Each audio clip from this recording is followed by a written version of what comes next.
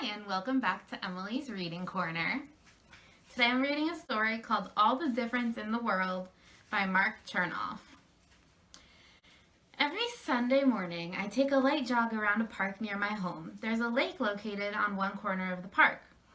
Each time I jog by this lake, I see the same elderly woman sitting at the water's edge with a small metal cage sitting beside her. This past Sunday, my curiosity got the best of me, so I stopped jogging and walked over to her.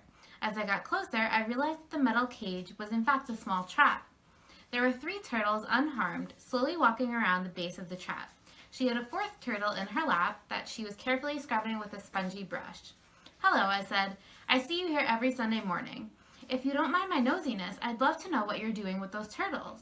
She smiled. "I'm cleaning off their shells," she replied. "Anything on a turtle shell, like algae or scum, reduces the turtle's ability to absorb heat and impedes its ability to swim. It can also corrode and weaken the shell over time." "Wow, that's really nice of you," I exclaimed. She went on. "I spend a couple hours each Sunday morning relaxing by the lake and helping these little guys out. It's my own strange way of making a difference." "But don't most freshwater turtles live their whole lives with algae and scum hanging from their shells?" I said. "Yeah, sadly they do," she replied. I scratched my head. "Well then, don't you think your time could be better spent? I mean, I think your efforts are kind and all, but there are freshwater turtles living in lakes all over the world, and 99% of these turtles don't have kind people like you to help them clean off their shells. So no offense, but how exactly are your localized efforts here truly making a difference?"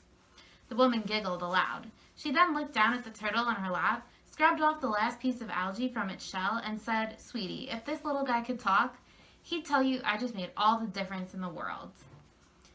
You could change the world, maybe not all at once, but one person, one animal, one good deed at a time. Wake up every morning and act like what you do makes a difference, because it does.